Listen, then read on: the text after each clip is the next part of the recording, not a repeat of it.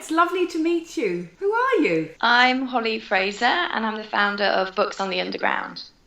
When was Books on the Underground first launched? So I launched Books on the Underground back in November 2012 in London. It is one of the latest examples of the sharing economy. Can you explain a little bit about it and how it has become a worldwide phenomenon? So I started working on the other side of London, so it was an hour's commute to work, and I've always been an avid reader, but I guess just with mobile phones, Netflix, everything, I didn't spend as much time reading. So I actually found it very therapeutic to pick up a book, get on the train and read on the way to work.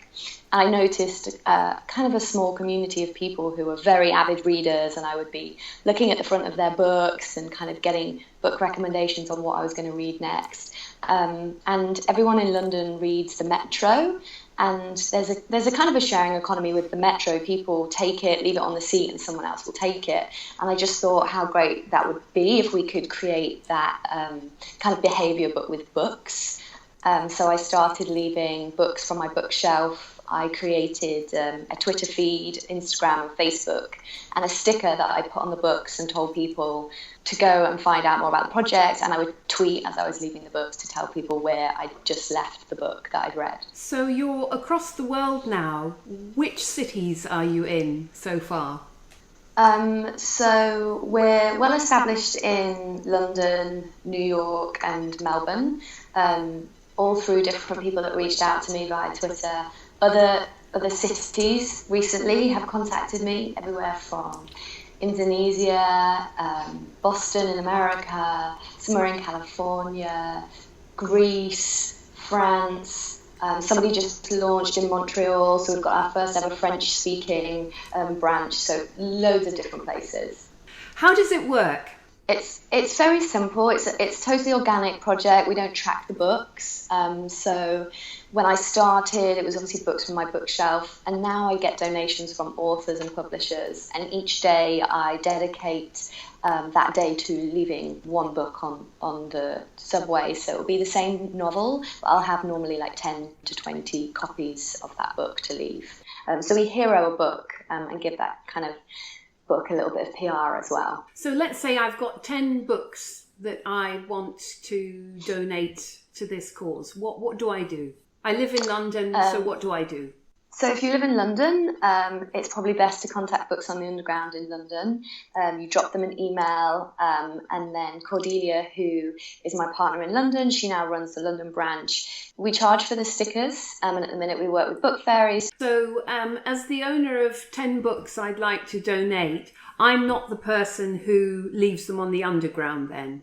No, so we work in different ways. We can post stickers to people, so they can leave copies of maybe their favourite books that they've read and get involved that way. Or as an author or publisher, we normally ask you to send us the books, and then we distribute them through our network of what we call book fairies, and then publish the posts on social of where we've dropped them. And are the books left on the trains or actually in the stations? So both. So in London, it was very easy to leave books on the train because there's kind of those shelves behind the seats, so you can leave books really visibly there. And then also in the stations as well. In New York, we definitely leave more books on the platform benches because it's a lot harder to leave them within the carriages on the subway. There's no shelves or anything, so we leave them on the benches a lot of the time. What was the first book that you left for somebody else to pick up? The first book I left was The Book Thief, which is kind of ironic, I think, leaving The Book Thief for someone else to pick up. It was one of my favourites, and I knew I wanted to start it with one of my favourites, so I started it with The Book Thief.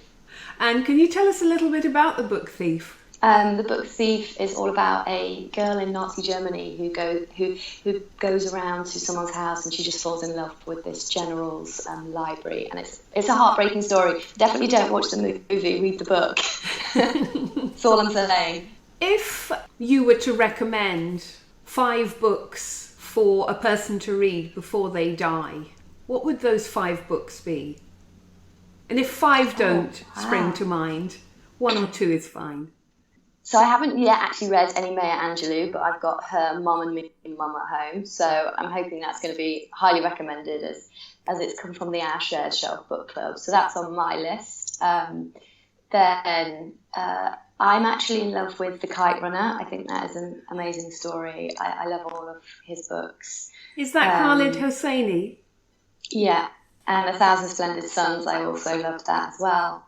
What would I recommend? What else?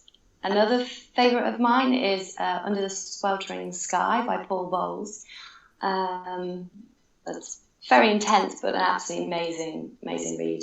And I actually just read The Circle by Dave Eggers. And I say that because I just think it's such an interesting look at the world of digital technology today and how we're going to move into the future. I think that's a fascinating read.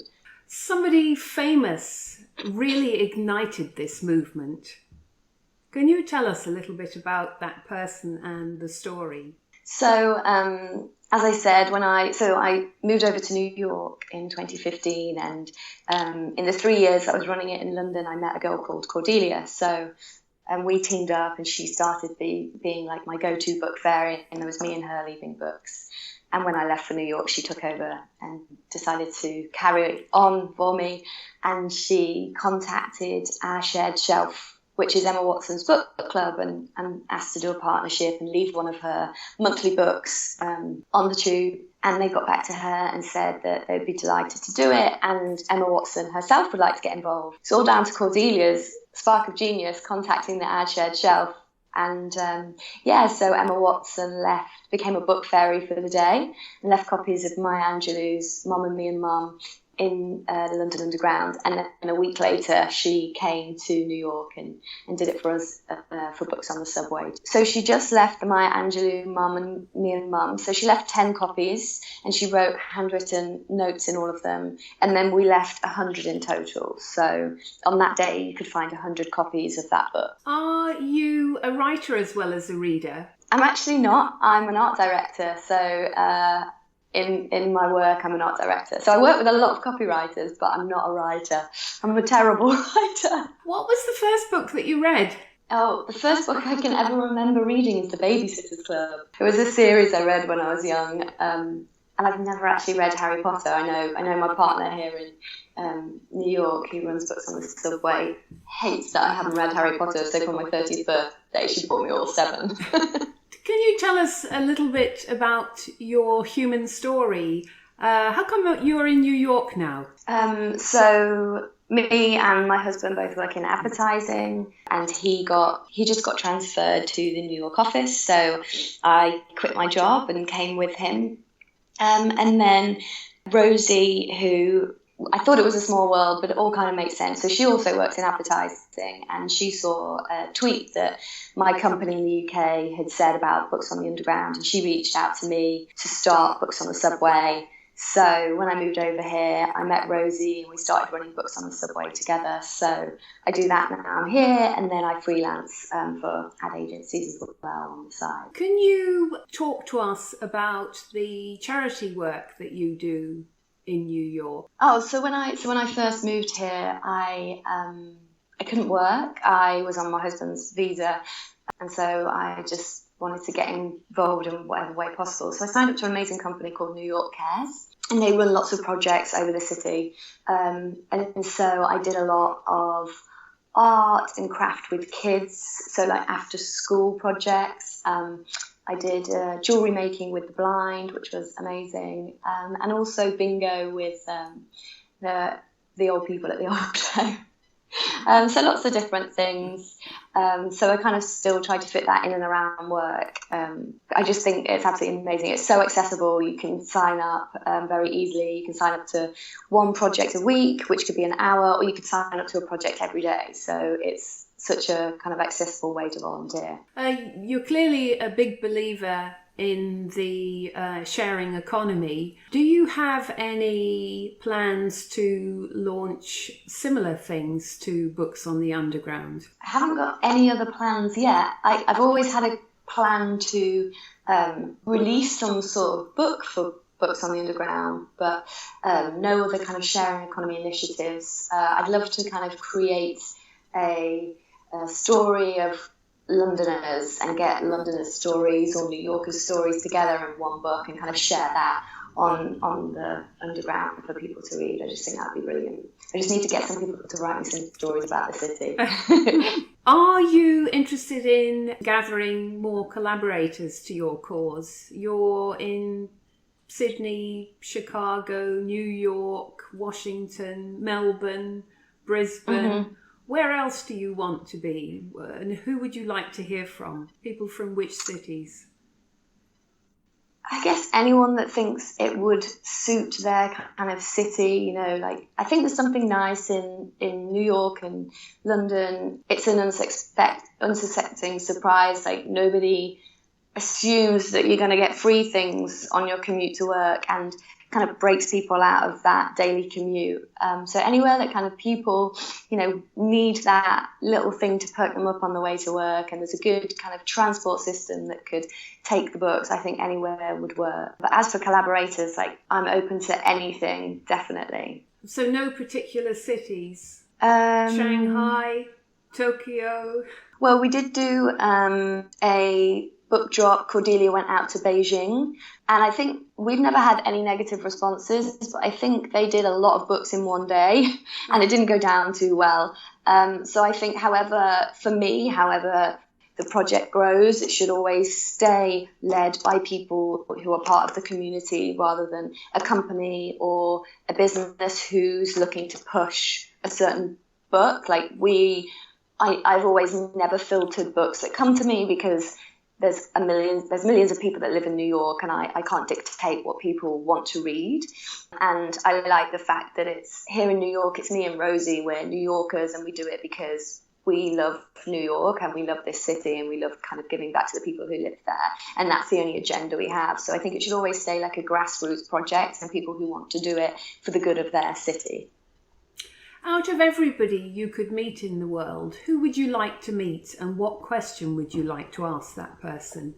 I think after Emma Watson coming forward and being a book fairy, I'd be dying to meet her, because I didn't get the chance to meet her, and I just would want to ask, why? Thank you. Why did you do it for us? Like, we're just so happy that she got involved with our project, because that's kind of what got us this mass exposure, and thank her as well.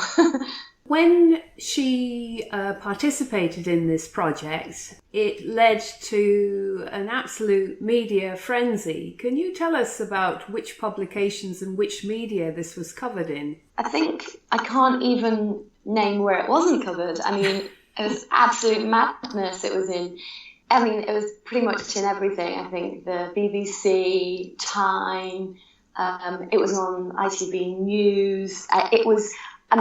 Even when it happened in London, the coverage was in New York. Like, everybody knew about it. It was trending on Facebook.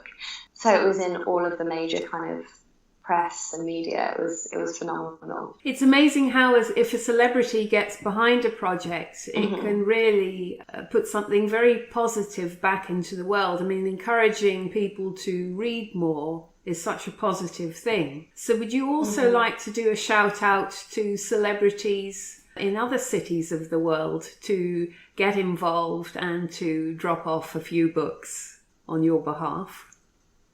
I would love any celebrity that encourages reading to get involved and use their influential power to, get people to start reading and fall in love with reading, and help us give books to places that don't have such accessibility to it. I think that's such a nice thing in New York as well. Like, we're trying to make an effort to go up to the Bronx and places where people don't have such ease of getting books. And books are expensive. A lot of the books we leave are hardbacks. They're $25 a pop, these books, so it's great that we can give them to more people as well. As a final point, can we have a few words to inspire young people out there to try to launch their big idea, to take the plunge, to give it a whirl? I think if you've got an idea, you just have to act on it. I talked about this idea for so long until I drove my husband mad, and he was just, why don't you just do it?